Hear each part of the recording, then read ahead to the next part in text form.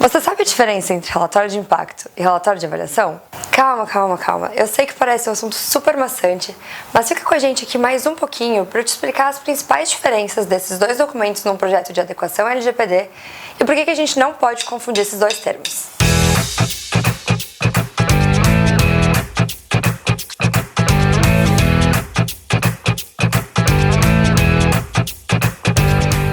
Quando a gente fala de relatório de impacto, a gente está falando de um documento que é previsto na Lei Geral de Proteção de Dados e ele possui algumas características específicas. De acordo com a LGPD, o relatório de impacto é um documento elaborado pelo controlador de dados pessoais para descrever atividades que podem gerar algum risco maior aos direitos e liberdades civis dos titulares.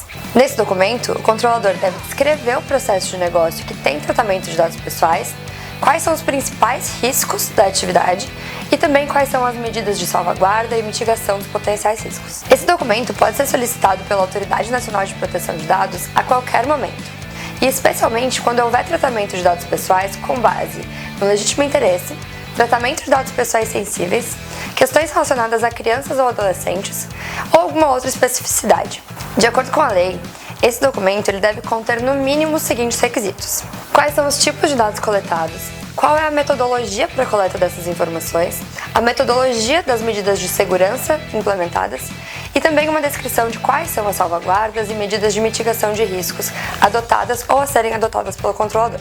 Além disso, cabe à autoridade nacional editar regulamentos e procedimentos para a elaboração do relatório de impacto, especialmente nos casos em que houver algum tipo de violação aos princípios fundamentais estabelecidos na Lei Geral de Proteção de Dados. Nesse sentido, já foram realizadas reuniões técnicas em junho deste ano para discutir questões relacionadas a qual a metodologia de elaboração do relatório de impacto, quais são os casos em que pode ser obrigatória a elaboração do documento, os casos de dispensa e também questões relacionadas à publicidade e transparência desses documentos.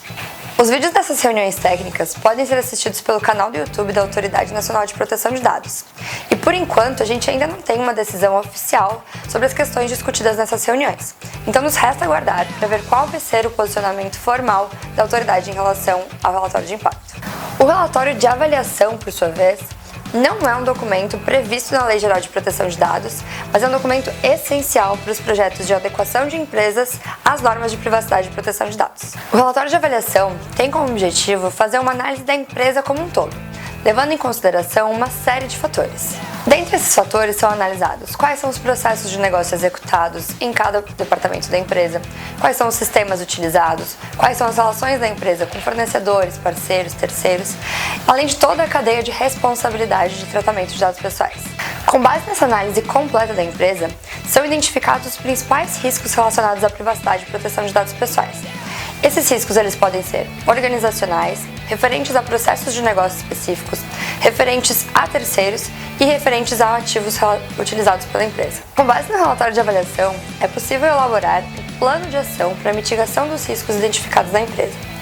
Esse plano de ação ele é estabelecido através de ciclos de prioridade com base no nível de criticidade e probabilidade de ocorrência de cada risco.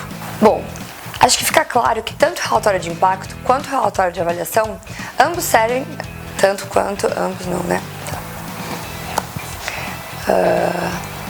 Bom, tanto o relatório de avaliação quanto o relatório de impacto têm o objetivo de fazer uma análise de risco, mas cada um tem um foco diferente. O principal foco do relatório de impacto é fazer uma análise sobre os riscos relacionados aos direitos e liberdades dos titulares de dados pessoais em processos de negócio específicos. O relatório de avaliação, por sua vez, tem como principal objetivo uma análise de risco relacionada à conformidade da empresa às normas de privacidade e proteção de dados pessoais. Bom, espero que eu tenha conseguido ajudar a entender um pouquinho melhor a diferença desses dois documentos super importantes.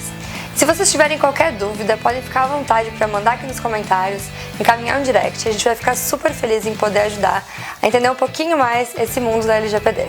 Continue acompanhando a gente aqui no Instagram e compartilhe esse vídeo com alguém que você acha que pode se interessar sobre o assunto.